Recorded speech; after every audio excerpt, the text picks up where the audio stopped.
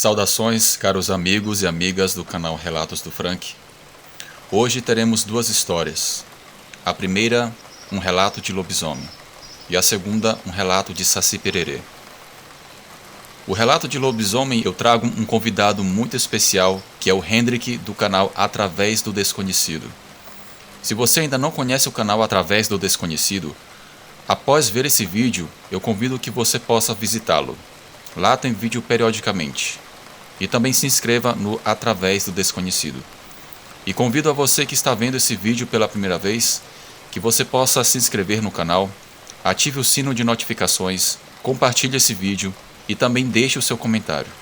Dito tudo isso, vamos para mais um relato. Olá, eu me chamo Péricles de Oliveira. Sou da cidade de Resende, no Rio de Janeiro. O que eu estou prestes a relatar aconteceu primeiramente com a minha mãe, quando eu e o meu irmão mais velho ainda não éramos nascidos. E depois de alguns anos, aconteceu com o meu irmão mais velho. E o mais estranho é que aconteceu na mesma hora e no mesmo lugar. Ambos se depararam com uma criatura bestial. Eu me lembro que quando eu era criança, sempre a partir das 6 horas da tarde, a minha mãe proibia a mim e ao meu irmão de brincarmos no quintal da nossa casa. Eu e o meu irmão não entendíamos o porquê disso. Eu achava injusto e desnecessário aquilo, uma vez que estávamos na segurança do nosso lar. Até que certo dia eu passei a entender por que a minha mãe nos proibiu de brincar no quintal àquela hora. E comecei a entender também que não estávamos tão seguros como pensávamos. Minha família morava em uma casa com um terreno grande, cheio de árvores e com um muro com mais de 3 metros de altura. Hoje eu tenho 46 anos e o meu irmão tem 50 anos. Certa noite, quando éramos crianças, quando ainda não tínhamos nascido, minha mãe estava no quintal cuidando das plantas por volta das 18 horas. De repente, ela sentiu um arrepio que não sabia explicar o porquê, quando se deparou com um cachorro enorme, de pelos escuros e olhos avermelhados. Aquele bicho era bestial, parecia ter saído do inferno. Na hora, a minha mãe ficou paralisada de medo, mas aquela fera, sem dar um pio, passou por ela olhando dentro dos olhos da minha mãe e sumiu, se adentrando em um pé de café que se encontrava perto do muro. Naquela época, a minha mãe não fez muito escândalo, pois ela morava com meu pai de favor e não queria alarmar os outros moradores.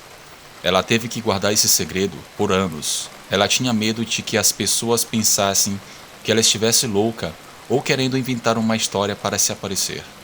A minha pobre mãe guardava aquele segredo horripilante, até que por uma casualidade e desobediência do meu irmão mais velho, ela resolveu nos contar. Anos depois, como eu havia citado antes, minha mãe, por motivos óbvios, não gostava que nós brincássemos no quintal à noite. Mas o meu irmão, com cerca de 7 anos, deu uma escapadinha no quintal justamente por volta das 18 horas, a hora que as trevas encontram a luz, a hora vazia. Meu irmão, inocente, deu de cara com um cão assustador, mas que, sem manifestar risco algum, novamente sumiu atrás do bendito pé de café. Meu irmão descrevia o animal com as mesmas características que a minha mãe descrevia. Um animal peludo, grande, olhos vermelhos e uma cara assustadora.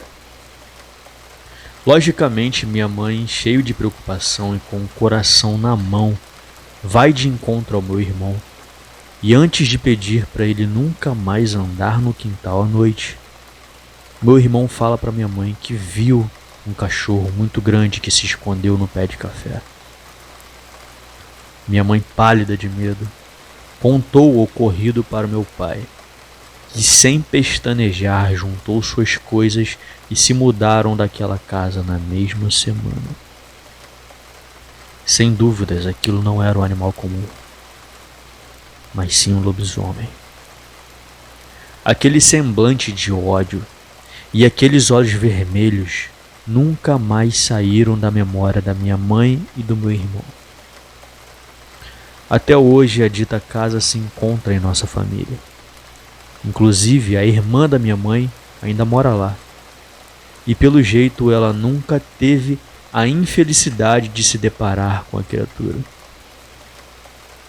Nossa família ainda vai nessa casa, mas nunca à noite. Minha mãe fala que ainda sente uma presença forte lá. E pasme, o cafezal se encontra no mesmo local até hoje.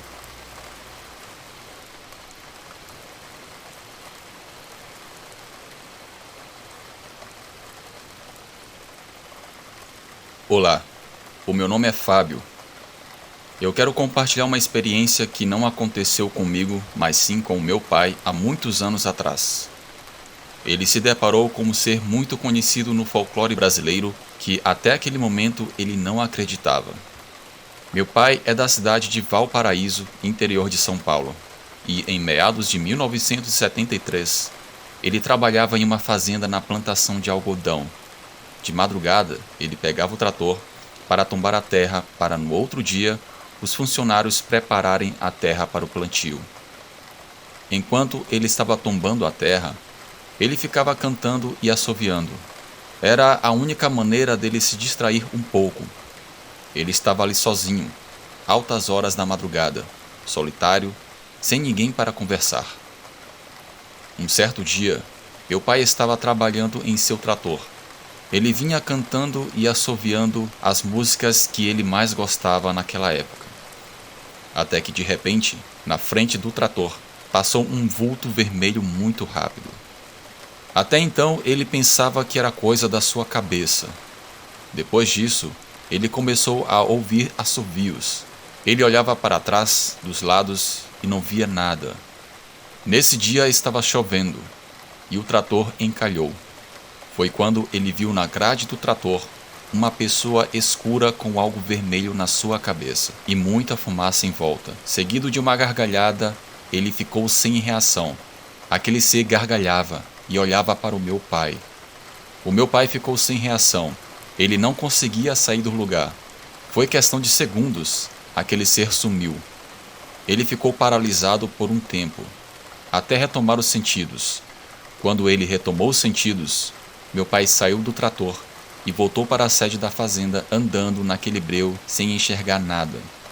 Ele só rezava para Nossa Senhora guardar sua vida porque ele não sabia o que era aquilo que ele tinha visto.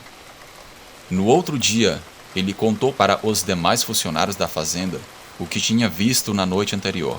E todos falaram que já presenciaram coisas parecidas, e muitos afirmavam que o que ele viu foi o Saci, mas nunca ninguém comentou porque não sabiam se iriam acreditar. Era muito comum funcionários naquela fazenda pedirem as contas e irem embora porque alegaram que já tinham visto aquele Saci em meio à plantação de algodão, dando aquelas risadas diabólicas. Além disso, as pessoas viam outras coisas estranhas que prefiro citar em uma outra ocasião. Meu pai hoje tem 71 anos de idade. Sempre que conta essa história, se arrepia só de lembrar. E até hoje ele fala: se eu estiver mentindo, que Deus me leve, porque só Ele sabe o medo que eu passei naquela noite. Obrigado por ouvirem a minha história. Me despeço de todos. Boa noite.